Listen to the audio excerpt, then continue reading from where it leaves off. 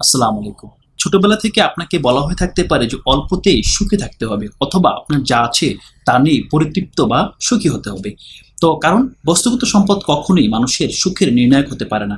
কারণ বস্তুগত সম্পদ আপনি যত পাবেন আপনার চাহিদা ততই বেড়ে যাবে। কারণ এই সম্পদ দিয়ে কখনোই মানুষের অভাবকে পূরণ করতে পারবে না। এই প্রেক্ষাপটে যেন সুখের বাতিঘর হিসেবে দক্ষিণ এশিয়ার হিমালয়ের পাদদেশে অবস্থিত ছোট্ট দেশ ভুটান সারা বিশ্বকে আলো দেখাচ্ছে। দক্ষিণ এশিয়ার সবচেয়ে সুখী রাষ্ট্র হিসেবে পরিচিত। আজকে আমরা কথা বলবো ভুটানের অর্থনীতি নিয়ে এবং কিভাবে ভুটান উন্নয়ন দর্শনের পরিবর্তনে গোটা বিশ্বকে পথ দেখাচ্ছে। ভারতীয় উপমহাদেশের হিমালয় পর্বতমালার পূর্বাংশে চীন এবং ভারতের মাঝখানে পাহাড় ঘেরা একটি ছোট্ট দেশ ভুটান। তাদের উত্তরে চীনের তিব্বত এবং দক্ষিণ পূর্ব পশ্চিমে ভারত।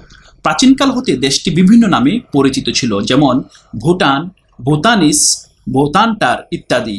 বলা হয়ে থাকে ভুটানের নামকরণ হয়েছে সংস্কৃত শব্দ ভূতাস্তা থেকে। ভূতাস্তা শব্দের অর্থ তিব্বতের শেষ প্রান্ত, কিন্তু সবচেয়ে প্রচলিত অর্থে ভুটান শব্দটি এসেছে ভূ এবং উত্থান এই দুটি শব্দ থেকে, যার অর্থ উঁচু ভূমি। তবে ভুটানি জনগণ নিজেদের মাতৃভাষা জংখায় নিজেদেরকে দ্রুপ উল বলে পরিচয় দিতে পছন্দ করে। দ্রুকুল অর্থ হচ্ছে বজ্র ড্রাগনের ভূমি। আপনারা দেখবেন ভুটানের পতাকায় কিন্তু ড্রাগনের একটি ছবি আছে। ভুটানের মোট আয়তন 38,994 বর্গ কিলোমিটার বা 14,824 বর্গ মাইল। আয়তনে ভুটান পৃথিবীর 133তম বৃহত্তম দেশ। 2019 সালের জাতিসংঘ ওয়ার্ল্ড পপুলেশন প্রসপেক্টাসের হিসাব অনুযায়ী ভুটানের জনসংখ্যা 7,54,388 জন। যুক্তরাষ্ট্রের সিআই ফ্যাক্ট বুকের 2021 সালের জুন মাসের হিসাব অনুযায়ী ভুটানের জনসংখ্যা 8,57,423 জন। ভুটানে প্রতি বর্গ কিলোমিটার মাত্র 19 জন বসবাস করে। অপরদিকে ভুটানের রাজধানী থিম্পু পৃথিবীর একমাত্র রাজধানী যেখানে কোনো ট্রাফিক লাইট নেই। বহির্বিশ্ব থেকে যোগাযোগ বিচ্ছিন্ন ছিল বেশ অনেকটা সময়, কারণ ভুটানের জনগণ নিজেদের সংস্কৃতি ও স্বাতন্ত্র্য বজায় রাখার ক্ষেত্রে যথেষ্ট সচেতন এবং ভুটানির জনগণকে এর জন্য অনেক মূল্য দিতে হয়েছে। আমরা দেখেছি ভুটানে যেই অন্য বর্ণের এবং অন্য গোত্রের লোকজন ছিল, এর মধ্যে একটি প্রধান হলো লুত সাম্পা। এরা হলো নেপালি অরিজিনেটেড ভুটানি, যাদেরকে 1958 সালে পাসপোর্ট দেওয়া হয়েছিল। আনঅফিসিয়াল হিসাব অনুযায়ী 1988 সালের আদমশুমারিতে লুত সাম্পা জনসংখ্যা ভুটানের মোট জনসংখ্যার 45% ছিল। লুত সাম্পাদের তাড়ানোর জন্য ভুটান সরকার তখন ওয়ান নেশন ওয়ান পিপল নামে একটি রাষ্ট্রীয় পলিসি করে, যে পলিসির মাধ্যমে ভুটানের মূল ভূখণ্ডের বসবাসকারী জনসংখ্যার যে স্বকীয়তা, স্বাতন্ত্র্য এবং তাদের ভাষা অন্য সব ভুটানিজের উপর চাপিয়ে দেয়, যেটা লুত সাম্পা জনগোষ্ঠী মেনে নিতে পারেনি। 1990 সালের দিকে চূড়ান্ত জাতিগত দাঙ্গায় 1,07,000 ভুটানিজ নাগরিককে, যারা নেপালি বংশোদ্ভূত বলে দাবি করা হয়েছে, তাদেরকে রাষ্ট্রহীন করা হয়, তাদের পরিচয়পত্র কেড়ে নেওয়া হয় এবং তাদেরকে দেশ থেকে তাড়িয়ে দেওয়া হয় অথবা এমন পরিস্থিতি সৃষ্টি করা হয় যে তারা ভুটান থেকে চলে যায় এবং ভুটান থেকে পার্শ্ববর্তী নেপালে তারা আশ্রয় নেয়। এবং নেপালে UNHCR সেখানে 5টি বড় রিফিউজি ক্যাম্প করে, যেটা আজকে আমরা দেখছি কক্সবাজারে যেভাবে রোহিঙ্গারা বসবাস করছে, ঠিক সেভাবে নেপালেও নেপালি বংশোদ্ভূত ভুটানিদেরকে তাড়িয়ে দেওয়া হয় এবং নেপালে তারা গিয়ে রিফিউজি ক্যাম্পে বসবাস শুরু করে। পরবর্তীতে তাদেরকে উত্তর আমেরিকা এবং অস্ট্রেলিয়ায় পুনর্বাসিত করা হয়। 1974 সালের আগে ভুটানে বিদেশি পর্যটক নিষিদ্ধ ছিল।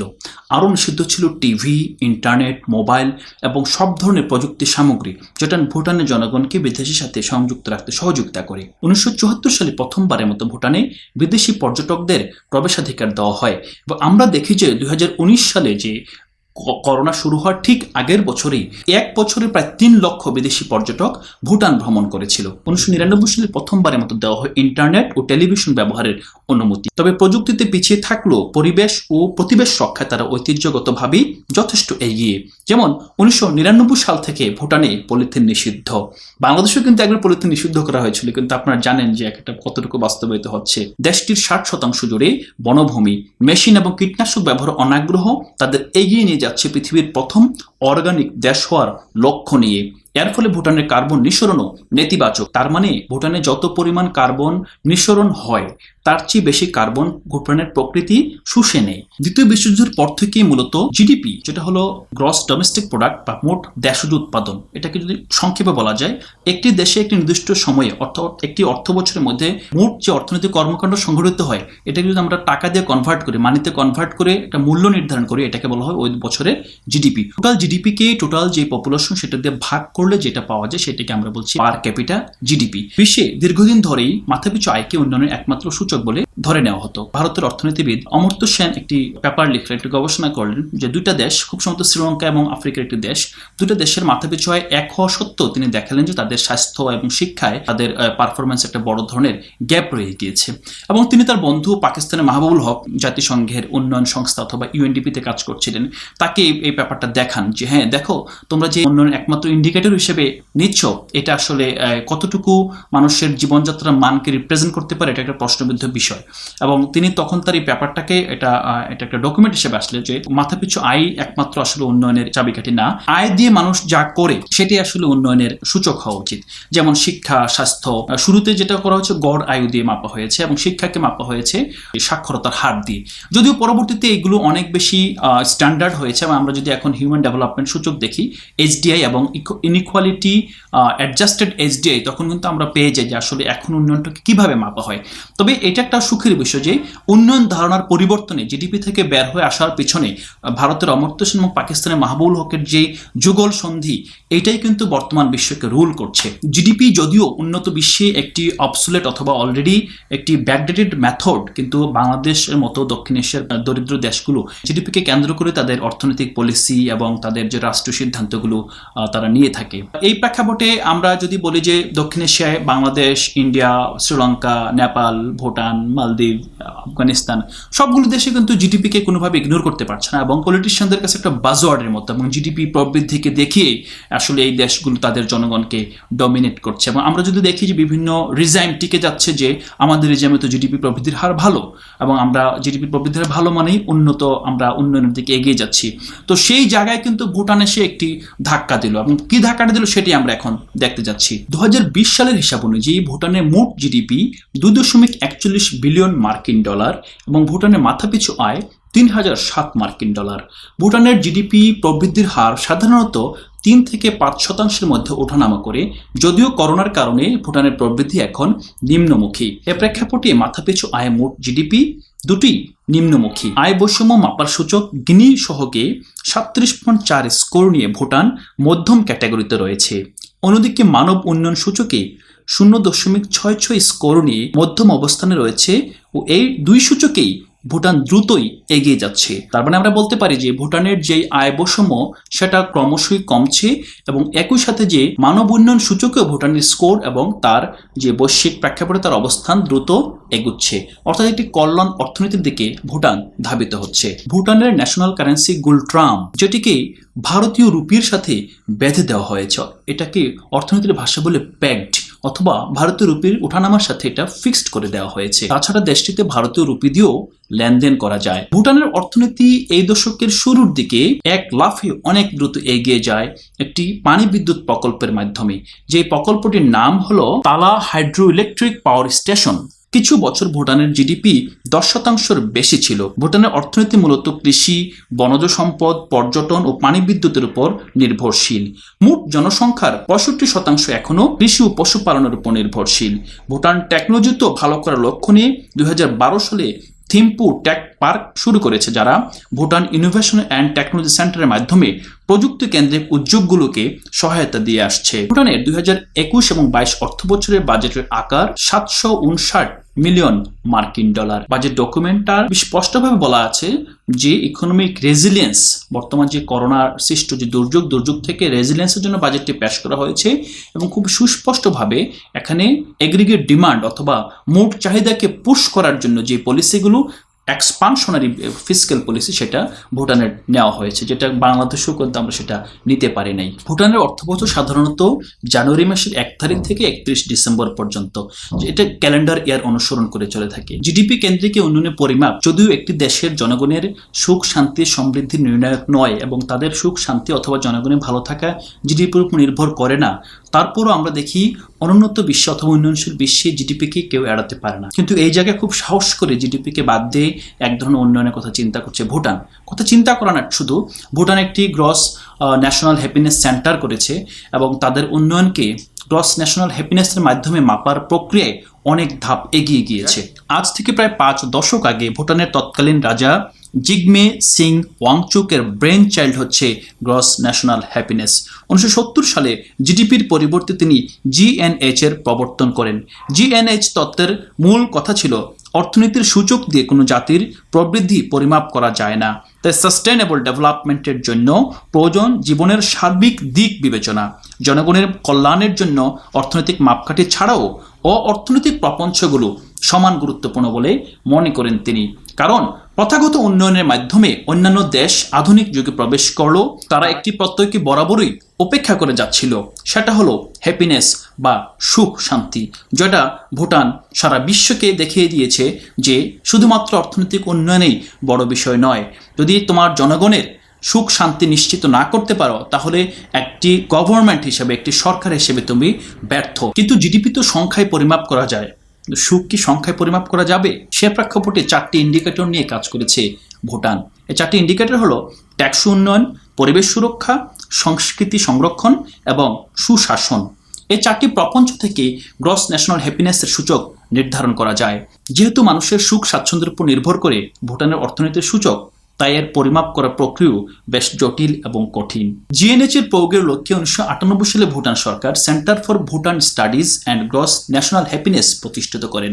এই সেন্টারের কাজ হলো কোন সূচকগুলো গুরুত্বপূর্ণ এবং কোন সূচকগুলো মানুষের সুখের সাথে সম্পৃক্ত, এই বিষয়গুলো তারা নির্ধারণ করেন। এই প্রেক্ষাপটে ভুটানি স্কলাররা যখন কাজ করেন তখন তারা অলকার ফস্টার নামে একটি ইন্ডেক্স তৈরি করেন, যেটাকে বলা হয় অলকার ফস্টার থিওরি অফ হ্যাপিনেস। মূলত অলকার ফস্টার মেথোলজির উপর ভিত্তি করে জিএনএইচ এর ধারণাটি আসে। দারিদ্রতা এবং জনগণের মঙ্গল পরিমাপের জন্য একটা তত্ত্ব যা সহজে প্রয়োগ করা যায়। তত্ত্বটি ফ্লেক্সিবল হওয়ায় একটি নির্দিষ্ট ঘটনায় একে বহুমাত্রিক উপায়ে প্রয়োগ করা যায়। যেহেতু তত্ত্বটি বহুমাত্রিক, তাই জিএনএইচ সূচক তৈরির লক্ষ্যে কাজ করতে যেয়ে সিবিএস জিএনএইচ এই তত্ত্বের 4টি মূল স্তম্ভের প্রবর্তন করেন। পরবর্তীতে জিএনএইচকে আরও বিস্তৃতভাবে বোঝার জন্য এই 4টি ডাইমেনশন বা মাত্রাকে বিস্তৃত করে 9টি ডোমেনে ভাগ করা হয় এবং এই 9টি ডোমেন দিয়ে একটি পূর্ণাঙ্গ ইন্ডেক্স তৈরি করা হয়। ডোমেনগুলো হলো মানসিক সুশান্তি, স্বাস্থ্য, সময়ের সদ্ব্যবহার, শিক্ষা, সংস্কৃতির বৈচিত্র্য এবং শক্তি, সুশাসন, সম্প্রদায়ের একতা, প্রতিবেশের বৈচিত্র্য এবং স্থিতিস্থাপকতা ও জীবনযাত্রার সামগ্রিক মান। ভুটানের উন্নয়নকে বুঝতে হলে এই 9টি ডোমেনকে সমানভাবে দেখতে হবে এবং এই 9টি ডোমেনের সমন্বয়েই জীবনযাত্রার মানটি প্রতিষ্ঠিত হয়। কোনোটার গুরুত্ব বেশি আর কোনোটার গুরুত্ব কম, ব্যাপারটা এমন নয়। 1970 সালে জিএনএইচ এর ধারণা প্রবর্তন হলো। সর্বপ্রথম পূর্ণাঙ্গ জিএনএইচ রিপোর্ট প্রকাশিত হয় 2015 সালে। সিবিএস 2015 সালে গ্রস ন্যাশনাল হ্যাপিনেস রিপোর্ট নামে একটি রিপোর্ট প্রকাশ করেন প্রধানমন্ত্রী Tshering Tobgay. Compass toward a just and harmonious society শিরোনামে এই রিপোর্টটিতে দেখানো হয় যারা 50% চেয়ে কম স্কোর করেছে তারা অসুখী, আর যারা 9টি ডোমেনেই 50 থেকে 56% স্কোর করেছে তারা কিছুটা সুখী। যারা 56 থেকে 66 পর্যন্ত স্কোর করেছে তারা সুখী, আর যারা 66 থেকে 76 পর্যন্ত স্কোর করেছে তারা পর্যাপ্ত সুখী, আর যারা 77-এর চেয়ে বেশি স্কোর করেছে তারা সবচেয়ে সুখী। বাংলাদেশে যদি দেখো 77-এর চেয়ে বেশি স্কোর করেছে যারা, তাদের মধ্যে আমরা পড়বো কিনা আসলে আমরা জানি না। তো এনিওয়ে দেখা যায় সবচেয়ে যারা বেশি ধন সম্পদ যাদের কম তারাই কিন্তু বেশি সুখী হয়। এবং আমরা বিভিন্ন সময় দেখেছি বিভিন্ন যেই বৈদেশিক যেই জরিপ হয়, জরিপের প্রেক্ষাপটে বাংলাদেশের মানুষ সবচেয়ে সুখী হিসেবে কয়েকবার এসেছে। কিন্তু যদি আপনি ভুটানের প্রেক্ষাপটে দেখেন যে 9টি ডাইমেনশন মিলিয়ে আপনি কিন্তু এত স্কোর পাবেন না, অবশ্যই পাবেন না। কারণ আপনাকে সুশাসন দেখাতে হবে, মাথা পিছু আয়ও দেখাতে হবে, শিক্ষাও দেখাতে হবে। আপনি বলে দিলেন হ্যাঁ আমি খুশি, আপনি পরের বাড়িতে কাজ করেন, একটা কাজের বুয়া, হ্যাঁ হ্যাঁ হ্যাঁ ভালো, খুবই খুশি। ব্যাপারটা কিন্তু এরকম না যে এটা আপনার মতামত না, এটা কোয়ান্টিফায়েবল। আপনার শিক্ষা আছে কিনা, আপনি বছরে কয়বার আপনি ডাক্তারের কাছে যাচ্ছেন, ডাক্তারের কাছে থেকে ফিরে এসে আপনি একটু বেটার অনুভব করছেন কিনা, হ্যাঁ। এবং আমরা যদি বলি আমাদের পরিবেশ, রাস্তার পাশে দুর্গন্ধ আছে কিনা, পর্যাপ্ত অক্সিজেন পাচ্ছি কিনা, সবগুলো ডাইমেনশন চিন্তা করলে এটা কিন্তু মতামতের উপর যে হ্যাপিনেস, সেই হ্যাপিনেস কিন্তু ভুটানের গ্রস ন্যাশনাল হ্যাপিনেস না। সো এটা একটা বড় আপনার বলতে পারেন জাম্প। যে আমরা স্বাভাবিকভাবে আজকের ভিডিওটা বানানোর উদ্দেশ্য হলো যে আমরা যাতে এই জিনিসটা বুঝি যে পৃথিবীতে নতুন একটা তত্ত্ব আসছে, যেটা দিয়ে আসলে আপনার কিছুদিন মধ্যেই হয়তো বা কয়েক দশকের মধ্যেই আমরা যে জিডিপি করছি, জিডিপির ধারণাটা অবসোলেট হয়ে যাবে এবং নতুন তত্ত্ব দিয়ে আমরা ব্যাখ্যা করতে হবে নিজেদেরকে। এবং সেই 9টি ডাইমেনশন হয়তোবা জাতিসংঘ এটাকে অ্যাডপ্ট করে 9টির জায়গায় 11টি করবে, অথবা উন্নয়ন অথবা হিসাবের স্বার্থে 5টি করবে, 3টি করবে, দ্যাট ডাজন্ট ম্যাটার। ম্যাটার হলো যে আমরা যে জিনিসগুলোকে আজকে ইগনোর করছি প্রতিটা জিনিসই গুরুত্বপূর্ণ হয়ে আসবে এবং একটি রাষ্ট্রের পলিসি নির্মাণের ক্ষেত্রে সবগুলো বিষয় খুব ডমিনেন্ট ভূমিকা পালন করবে। 2015 ইন্ডেক্স অনুযায়ী ভুটানের 8.4% জনগণ সর্বোচ্চ সুখী রয়েছে, 35% জনগণ হচ্ছে পর্যাপ্ত সুখী, 47.9% কিছুটা সুখী এবং 8.8% অসুখী। এখন আমরা যদি দেখি সবচেয়ে বেশি সুখী মানুষের যে সংখ্যা 8% আর সবচেয়ে কম সুখী মানুষের সংখ্যা অথবা অসুখী মানুষের সংখ্যা 8%, দুটোই কিন্তু প্রায় সমান। এবং সবচেয়ে বেশি দেখা যাচ্ছে যে যারা পর্যাপ্ত সুখী কিছুটা সুখী, এই সংখ্যাটা অনেক বেশি ভারী। এটা মনে হয় যে মোটামুটি একটা স্বাস্থ্যকর রেজাল্ট। এবং স্বাভাবিকভাবে কোনো দেশের সরকার যদি জানে যে তার জনগণ এই ইন্ডেক্সে সবচেয়ে খারাপ করবে, তখন কিন্তু সেই আইডিয়া নিয়ে আসে না। যদি বাংলাদেশে ধরা হয় এখন এই মুহূর্তে বাংলাদেশে সেই ইন্ডেক্স দিয়ে আমাদের সরকার একটা যাচাই করবে এবং দেখা যাবে যে আপনার 80% মানুষ যদি নিজেদেরকে ট্যাগ করে দেয় অসুখী, তাহলে সরকার বিপদে পড়বে। তো সরকার কম বেশ জানে রেজাল্টটা কি হতে পারে এবং সেটাকে আর একটু এগিয়ে নেওয়ার জন্যই এই ধরনের বৈপ্লবিক পদক্ষেপ নেয় সাধারণত। ভুটানের এই গ্রস ন্যাশনাল হ্যাপিনেসের শক্তির জায়গাটা কোথায়? শক্তির জায়গাটা হলো এটা উন্নয়নকে একটি সরল রৈখিক অথবা মাথাপিছু হয় বাড়ছে অথবা বড় বড় কয়েকটা সেতু হলো, ইনফ্রাস্ট্রাকচার হলো, আমরা সুখী, এই চিন্তা থেকে আমাদের বের হয়ে আসতে সহযোগিতা করবে। কিরকম? যে প্রথমেই ভুটান উন্নয়নকে একটি বহুমাত্রিক উপায় হিসেবে চিহ্নিত করছে। উন্নয়ন কেবলমাত্র একটি ডাইমেনশনের ব্যাপার না কিংবা দুটি ডাইমেনশনের ব্যাপার না, উন্নয়ন একটি সামগ্রিক ডাইমেনশনের ব্যাপার যেটা প্রতিটা ব্যক্তির জীবনযাত্রার সাথে যুক্ত। এবং এখানে শুধু নিজের হ্যাপিনেসটাই না, কালেকটিভ হ্যাপিনেসটাও গুরুত্বপূর্ণ। যেমন আমরা দেখি যে একটা ডাইমেনশন আছে যেখানে সম্প্রদায়ের মধ্যে ঐক্য এবং সাংস্কৃতিক বৈচিত্র্য থাকা সত্ত্বেও যে একটা সংহতি। তার মানে হলো যে আপনি একটা সম্প্রদায় হিসেবে কতটুকু সুখী আছেন সেটাও কিন্তু এখানে গুরুত্বপূর্ণ একটা ইস্যু হয়ে ধরা দিচ্ছে। এই ধরনের স্কোরের সুবিধাটা কি? সুবিধাটা হলো যে কোনো একটা ইন্ডেক্সে যদি তার জনগণ খারাপ করে, তাহলে আমরা আলাদাভাবে ওই ইন্ডেক্সটার প্রেক্ষিতে জনগণকে পুশ করতে পারি, পলিসি সহায়তা দিতে পারি। যেমন আমরা যদি মনে হয় যে আমাদের সাক্ষরতার হার কিংবা আমাদের যে বেসিক এডুকেশন সেই জায়গায় আমাদের ইন্ডেক্সটা কমে যাচ্ছে, তবে সেই জায়গায় অনেক বেশি মানুষ দুর্বল, তখন কিন্তু আমরা আলাদা করে একটা ইন্টারভেন করতে পারি। ঠিক একইভাবে যদি মনে হয় কোনো একটা এলাকায় শুধু সম্প্রদায়গত বৈচিত্র্য হয়, আমরা দেখি কুমিল্লা অঞ্চলে ব্রাহ্মণবাড়িয়া অঞ্চলে রেগুলার মারামারি কাটাকাটি লেগে থাকে, গ্রামের ভিতরে দলাদলি হয়। এখন যদি বলি যে ওই এলাকার উন্নয়নটা এই কারণে আটকে যাচ্ছে, তখন কিন্তু এখানে ইন্টারভেন করা যায় যে এই সম্প্রদায়ের মধ্যে যে কিভাবে ঐক্য নিয়ে আসা যায়, তাদের মধ্যে বৈচিত্র্য, তাদের মধ্যে যে মতানৈক্য অথবা তাদের মধ্যে যে মতবিরোধ, সেগুলোকে কিভাবে সমাধান করা যায় এবং সেখানে কমিউনিটি বেসড ডেভেলপমেন্ট অ্যাপ্রোচ নেওয়া যায়। সো এই প্রতিটা ডাইমেনশনে দেখা যায় বিভিন্ন জায়গায় বিভিন্নভাবে এটা ইমপ্লিমেন্ট করা যেতে পারে। তাহলে সমগ্র দেশের জন্য যে একরকম পলিসি বা ওয়ান সাইজ ফিটস অল, সেই পলিসি কিন্তু আর এখানে টিকবে না। ভুটানের সুখে থাকার অথবা তাদের জনগোষ্ঠীকে সুখী করার এই যে প্রচেষ্টা এবং কর্মোদ্যম, এটা নিঃসন্দেহ শুধুমাত্র ভুটানের জনগণকে সহযোগিতা করছে তা নয়, ইতিমধ্যে এটি বিশ্বের বিভিন্ন প্রান্তের স্কলার এবং রাষ্ট্রনায়কদেরকেও এই চিন্তা টাচ করেছে। আমরা যদি দেখি বিশ্বের প্রধান বিশ্ববিদ্যালয়গুলো হার্ভার্ড, অক্সফোর্ড, ক্যামব্রিজে তাদেরকে নিয়ে সেমিনার হচ্ছে এবং এই আইডিয়াটাকে আরও কীভাবে ডেভেলপ করে অন্যান্য বিশ্বের দেশগুলোর মধ্যে ইমপ্লিমেন্ট করা যায় সেটি নিয়ে কাজ হচ্ছে। আর অন্যদিকে যদি আমরা বলি জাতিসংঘ মিলেনিয়াম ডেভেলপমেন্ট গোল যেটা ছিল 2000 থেকে 2015 সাল এবং সেটা বাস্তবায়ন পর 2015 থেকে 2030 সাল পর্যন্ত যে সাস্টেনেবল ডেভেলপমেন্ট গোল বা টেকসই উন্নয়ন লক্ষ্যমাত্রা ঠিক করে দিয়েছে এবং সেই টেকসই উন্নয়ন লক্ষ্যমাত্রা কিন্তু জিডিপি কেন্দ্রিক উন্নয়ন দর্শন দিয়ে অর্জন করা সম্ভব নয়। সাস্টেনেবল ডেভেলপমেন্টকে ব্যাখ্যা করা হচ্ছে কিন্তু দুইটা বড় ডাইমেনশন দ্বারা, একটা হলো ইন্টার জেনারেশনাল ইকুইটি এবং ইন্টার জেনারেশনাল ইকুইটি। আজকের আমার ভোগ বিলাস যাতে আমার আগামী প্রজন্মের ভোগ বিলাসকে ব্যাহত না করে, একই সাথে আজকের আমার ভোগ বিলাস যাতে অন্য একটা প্রান্তে বসবাসরত আমার অন্য কোনো মানুষ ভাইয়ের ভোগ বিলাসের সেই নিডকে হ্যাম্পার না করতে পারে। এই দুইটা জায়গায় সাম্য অর্জিত হলে কিন্তু টেকসই ডেভেলপমেন্ট অথবা সাস্টেনেবল ডেভেলপমেন্ট হয়।